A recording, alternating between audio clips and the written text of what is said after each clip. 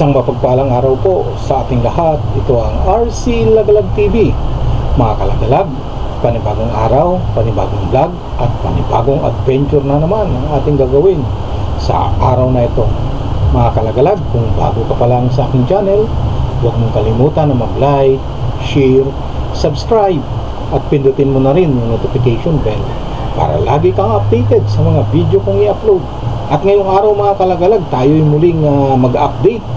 I-update natin itong Tarlac Zambales Road.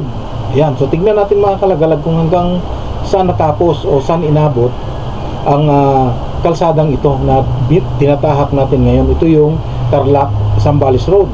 At ang lusot nito is sa Botolan, Zambales. Kaya samahan niyo ako mga kalagalag sa aking pag-update at sa ating pamamasyal dito sa Tarlac Zambales Road. Ayan, so let's go!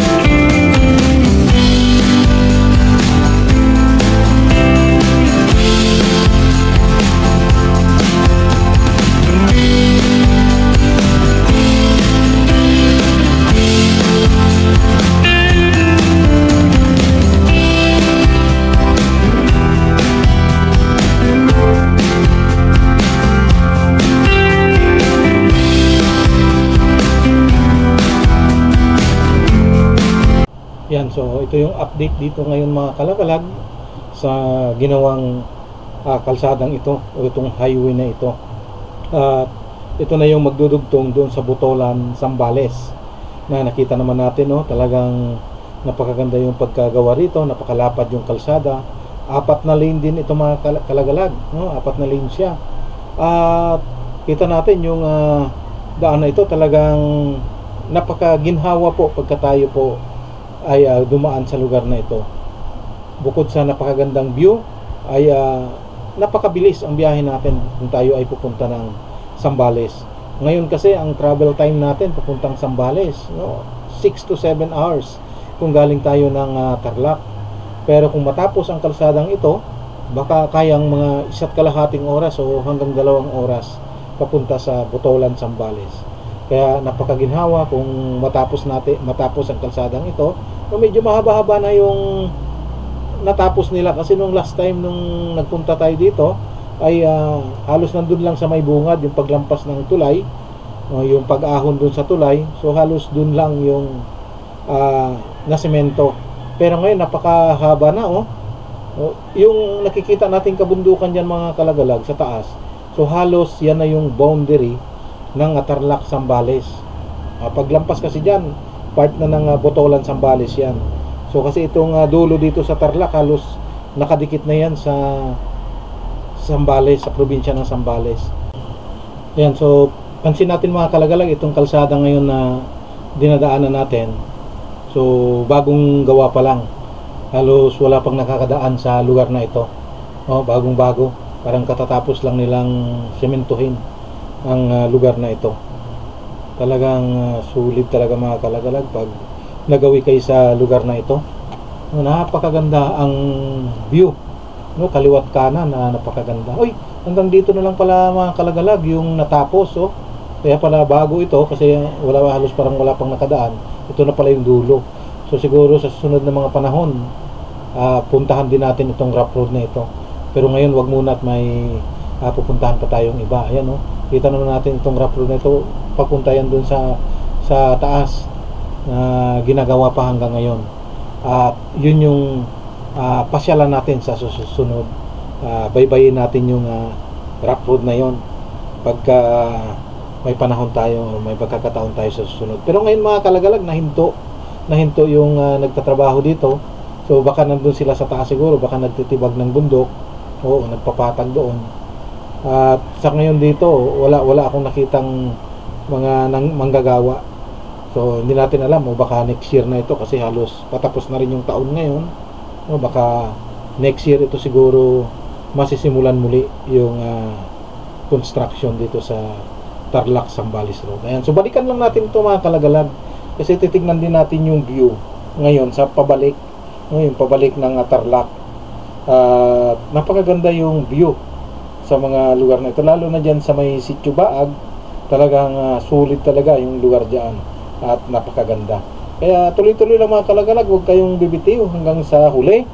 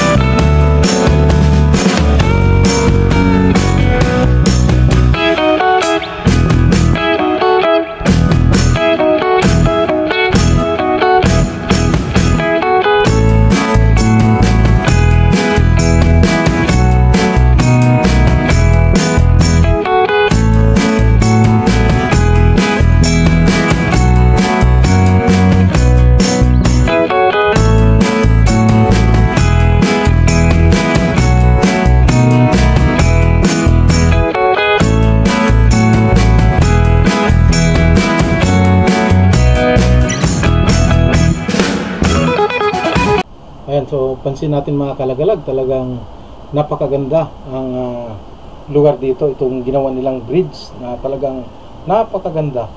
No, kasi natagalan sila sa lugar na ito kasi nung ilang ulit tayo na nagpupunta dito sa lugar na ito ay dito tayo na bumabara sa ginagawang tulay. Dati yung iba dyan sa may ilog dumadaan sa ilalim. Kaya lang napakahirap tawirin yung lugar dyan at mabato. Pero nung natapos na, ito na yung resulta ngayon. Kaya pala ang tagal ginawa dahil napakaganda pala. At yung bundok, no, talagang sinemento nila pati yung bundok para in case na magkakaroon ng mga landslide, so hindi madadamay yung tulay na ginawa nila.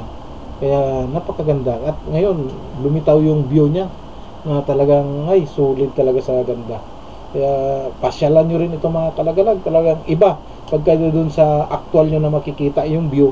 So iba, talagang napakaganda compare dito sa video lang na napapanood natin. Pag nakita nyo na personal, mamamangha kayo sa sobrang ganda ng view sa lugar na ito. Kaya pasyal kayo mga kalagalag pagka may pagkakataon kayo. No, maganda ang klima rito, malamig, no? Malamig ang klima. Kahit na tanghaling tapat ngayon, pero napakaganda yung klima, yung paligid, malamig, no? Kahit tirik yung araw. So ramdam pa rin naman natin yung init, pero hindi siya ganoon kainit gawa ng yung paligid niya ay malamig. Kaya napakasarap sa pakiramdam yung pamamasyal sa lugar na ito. At kita nyo pa yung mga tanawin, kaliwat kanan na tanawin na talagang napakaganda. Ayan.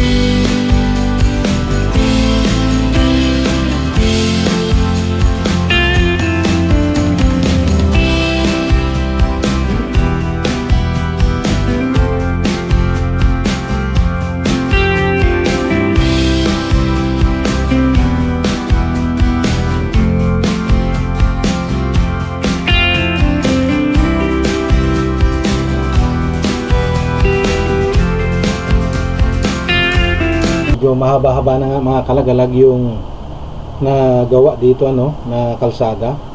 So compare nung nagpunta tayo nung nakaraan at sa ngayon talagang napakahaba yung na semento nila ngayon.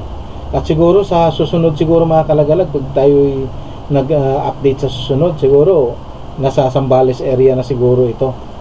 Kaya antabayanan nyo lang mga kalagalag yung sunod na pamamasyal natin dito at i-update natin yung mga project na ginagawa dito sa Tarlac Zambales Road. Kaya para sa atin ito mga kalagalag, lalo na yung mga taga rito sa Tarlac, at natuklasan nyo ang kalsadang ito na patagos ng Zambales ay talagang napakaganda at maginhawa para sa atin, lalo na kung mahilig tayong mamasyal, mahilig tayong mag-beach. Nariyan na yung Zambales na napakalapit lang pala sa atin kung may kalsada. Kaya hindi tayo basta-basta makarating sa Zambales gawa ng napakalayo dahil umiikot pa tayo. Pero ngayon kung matapos yan, yung kalsada na yan ay talagang napakaginhawa natin.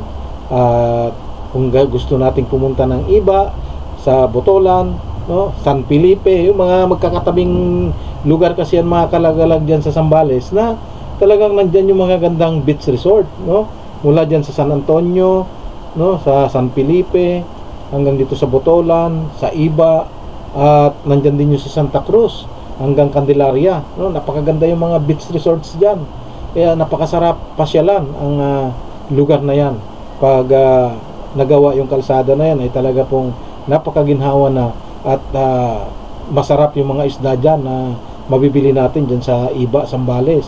Murang isda dyan, kaya makakatikim tayo ng mga sariwang isda, lalo na dito sa Tarlac, at wala tayong dagat, puro ilog lang, kaya wala tayong mga isda na galing sa dagat, kundi yung talagang dinideliver pa dyan sa atin para mabili natin. Pero kung malapit tayo sa Zambales, may kalsada na, so mabilis na lang tayo makarating doon. Yan. So dito na natin putulin mga kalagalag itong ating pag-vlog. At muli, ako'y nagpapasalamat dun sa mga nag-like, nag-share, nag-subscribe sa aking channel. Maraming salamat sa inyo sa inyong walang sawang suporta. God bless at ingat po tayong lahat. Salamat po.